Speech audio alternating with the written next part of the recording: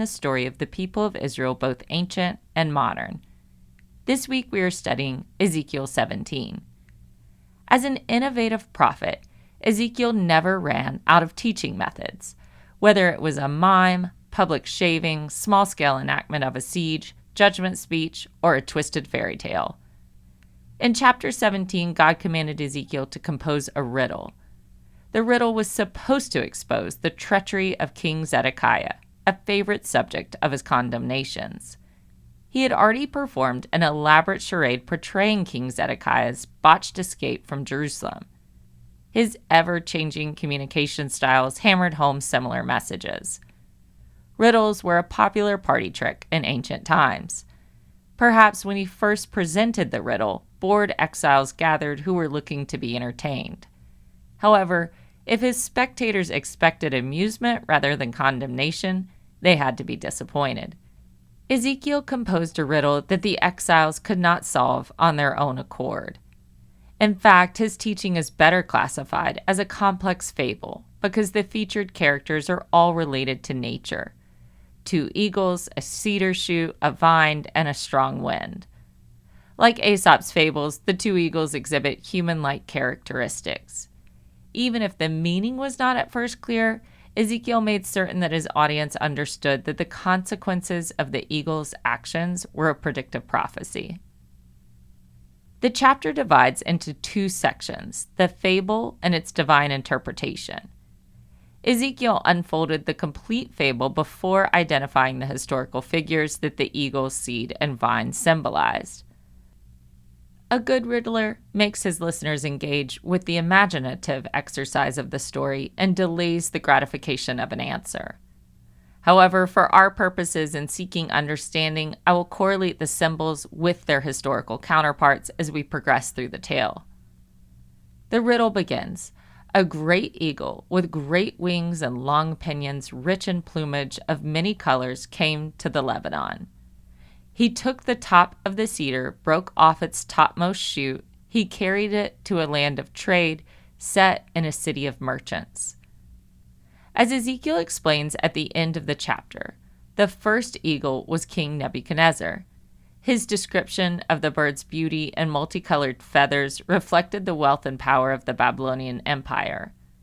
The crown of the cedar tree symbolized Jehoiakim, the Davidic king transplanted from Jerusalem to Babylon in 597 BCE, alongside Ezekiel and other Jerusalem elite.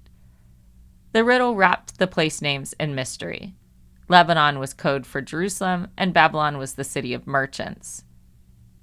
At 18 years old, after reigning only 3 months, the Babylonian army stripped King Jehoiakim of his throne and took him captive. He survived the deportation and exile, just as the cedar shoot survived being plucked out of Lebanon. According to the biblical record, Babylon treated Jehoiakim well enough. He received an allowance and could eat at the royal table. In fact, when archaeologists excavated a trove of 6th century clay tablets at a site near Nebuchadnezzar's place, they found 4 receipts that named Jehoiakim as a recipient of generous food and oil rations. The inscriptions even gave Jehoiakim the title King of the Land of Judah, leaving no doubt as to the correct identification. The fable continued.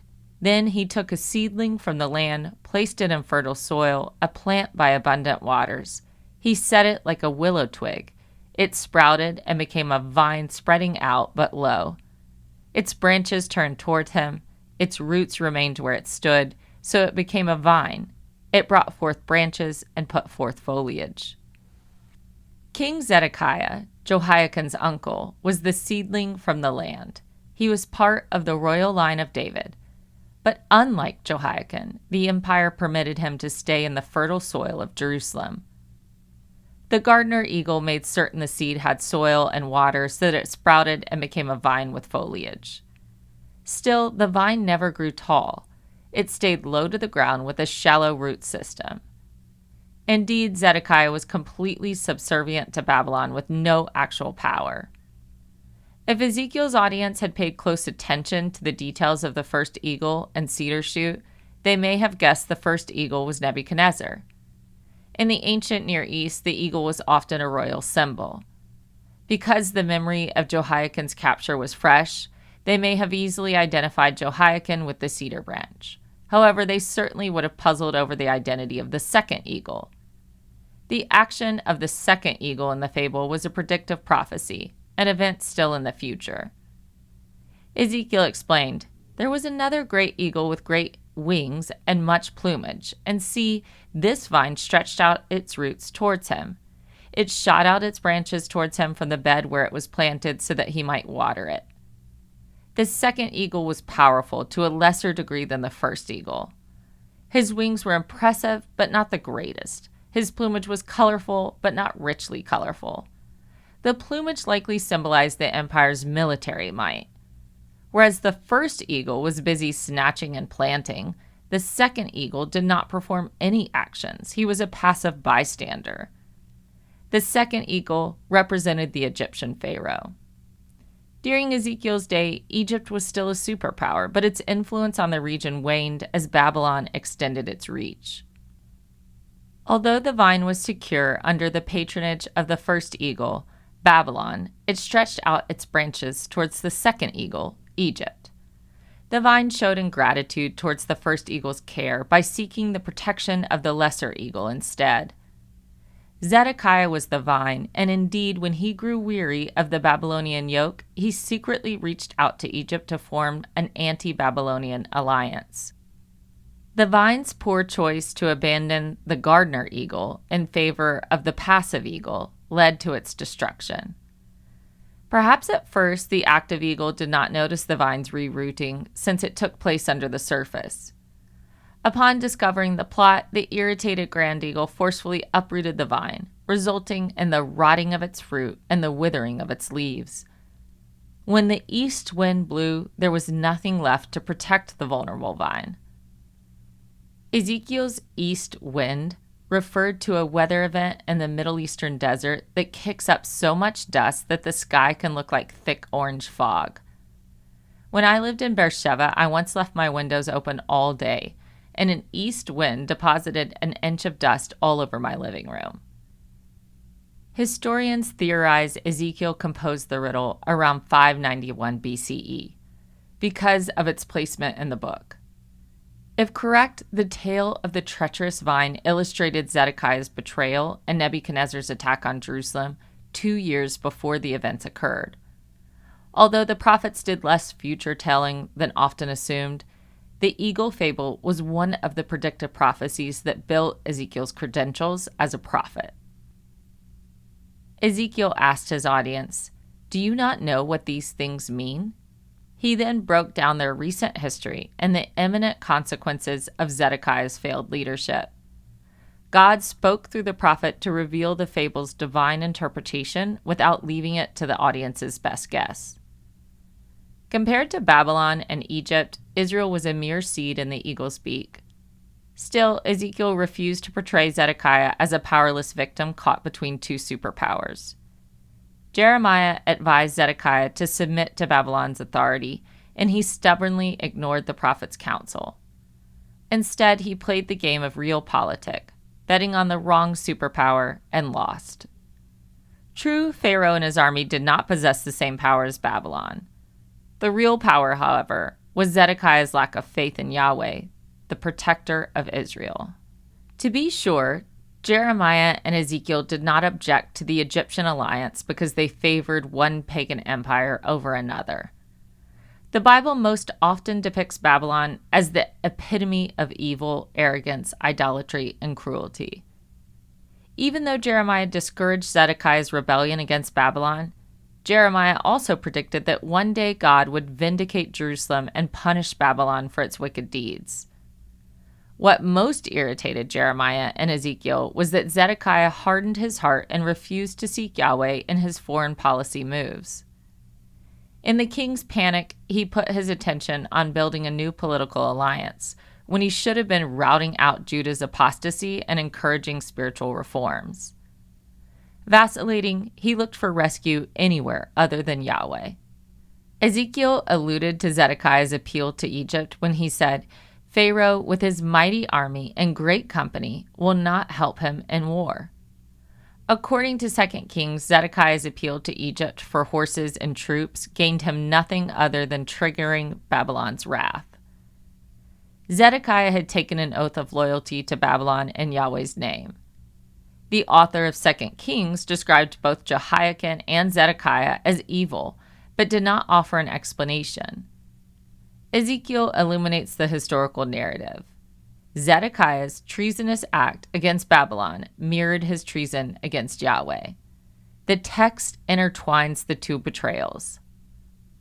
Zedekiah's breach of his treaty with Babylon was foolish, but it is startling that God equated the treachery against Babylon with treachery against himself. Zedekiah's refusal to submit to Babylon's authority mirrored his stubborn dismissal of Yahweh's authority. In God's eyes, before he had ever broken his political oath, he first broke his spiritual oath. Sin stacked upon sin. Likewise, the fury that Nebuchadnezzar felt over Zedekiah's betrayal was nothing compared to Yahweh's wrath. Indeed, Zedekiah's duplicity hastened Babylon's swift attack. When Nebuchadnezzar's army first laid siege to Jerusalem, the Egyptian army briefly mobilized. However, their intervention only made a small impact, and then they retreated. While the Babylonian army built siege ramps around the city, Egypt did not lift a finger. Zedekiah had paid a heavy price for appealing to Egypt, and he gained nothing in return. After offering the fable's interpretation, Ezekiel asked a series of rhetorical questions about Zedekiah's reign. The prophet asked, "Can he break the covenant and yet escape?" The answer was no. Ezekiel prophesied Zedekiah's death in Babylon 2 years before the actual cascade of events occurred that led to Zedekiah's capture. Ezekiel wanted the people to understand beforehand that Zedekiah's brutal death was the consequence of his own wrong-headed foreign policy, and not the fault of God. The question arises, why did God ask Ezekiel to criticize Zedekiah's actions through a riddle rather than a traditional oracle? Riddles, like parables and allegories, disarm the audience's bias and offer fresh perspectives. Perhaps his listeners upheld Zedekiah as their last hope to preserve the royal line of David and restore their independence. If Zedekiah was popular among the exiles, they probably saw his rebellion against Babylon as heroic rather than suicidal. They may have eagerly awaited the mobilization of the Egyptian army to come to Jerusalem's rescue. If Ezekiel had come out directly and accused Zedekiah, they may have put up their guard and been too offended to listen. The coded teaching allowed them to first condemn the vine's odd behavior before they understood the deeper meaning. After Ezekiel's fable foretold the fates of 2 Judean kings, he returned to the symbol of the cedar shoot. Reworking the allegory once more, he attached a promise of divine intervention for the house of David. God assured, "I myself will take a sprig from the lofty top of the cedar. I will set it out. I will break off a tender shoot from the topmost of its young twigs. I myself will transplant it on a high and lofty mountain." Just as Yahweh is greater than any aggressive eagle, the tender shoot will be greater than any earthly king. When the first eagle, Babylon, had transplanted the cedar shoot, it spread its roots and survived, but the vine never grew tall or thrived. Only once the shoot is planted on Mount Zion, the high and lofty mountain, Israel will once again prosper. On the surface, God promised he would preserve the royal line of David. Jehoiakim was the low tree that he would make high. In Ezra and Nehemiah, we learn that Jehoiakim's grandson, Zerubbabel, returned to Israel with the restored remnant. Ezekiel's prophecy was fulfilled in the short term by the Edict of Cyrus, the restoration of Jerusalem, and the return of Zerubbabel from the house of David. However, Zerubbabel quickly disappeared from Israel's story, and no Davidic king ever took the throne in the Second Temple period. Jehoiakim, or his descendants, did not fulfill the lofty promise of becoming a mighty cedar tree in Zion. Ezekiel's prophecy must have pointed to something bigger, beyond their release from captivity and return to the land. Messianic branch language is all over the Old Testament, whether it is a vine, shoot, or branch. Isaiah spoke of the beautiful branch of the Lord and a shoot from the stump of Jesse. Jeremiah prophesied, "The days are surely coming, says the Lord, when I will raise up for David a righteous branch, and he shall reign as king and deal wisely and shall execute justice and righteousness in the land." Zechariah promised the arrival of God's servant, the branch, and named the branch as the one appointed to rebuild the future temple. For Christians, we recognize Jesus as the branch. His saving work fulfilled all that was predicted about the branch. Born in the line of David, he came from the same cedar tree as Jehoiakim, and he held the promise of David's eternal throne. Jesus, the Messiah King, launched an eternal kingdom on both heaven and earth. With his rule, all the nations will recognize Yahweh as sovereign over all the earth. With the tall tree thriving on the highest mountain, Ezekiel described Israel's flourishing under its care and protection. He pronounced, "Under it every kind of bird will live, in the shade of its branches will nest winged creatures of every kind." The branch that was easily plucked and transplanted by a bird is now the unmovable shelter for birds of every kind. The Messiah King would save Israel and thereby save the whole world through an extension of the covenant. All nations would find security in the tree's shade. Thank you for listening, and please continue to take part in this Bible reading challenge. Next week, we are reading Ezekiel 18. Also, visit our website at thejerusalemconnection.us and sign up for our weekly newsletters with Amy's Red Alert on Wednesdays about the modern situation in Israel, and my Bible Fiber every Friday that tells Israel's spiritual story. As a thank you for signing up to the newsletter, we will send you a high-resolution image of 2 of Pat Hutchins' most loved biblical art images, Shabbat Shalom and Am Israel Chai.